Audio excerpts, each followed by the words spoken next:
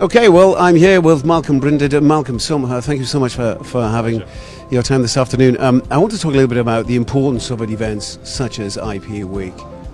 Yeah, well, I think the week's evolved. We've always brought the industry together so that the industry can learn from each other as to what are the main industry trends on both oil and gas. But I think the last few years we've really broadened it to look at energy much more widely. And this year and last year, a real focus on how rapidly the industry needs to transition to address the challenge of climate change, the climate emergency. So I've been very pleased that it's not just been the industry talking to itself, but we've had experts who really understand and who really want to press home to this audience that the oil and gas industry has a key role to play in the energy transition.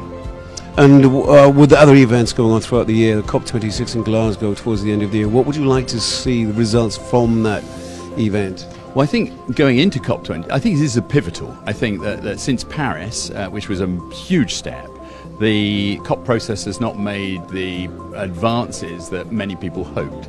I think this year is pivotal. New decade, and a decade which everyone recognises is crucial. If we don't make rapid progress this decade, the chances of reaching 2 degrees, let alone 1.5, have gone. So governments need to really think about how they ratchet up their commitments, their NDCs, nationally determined contributions.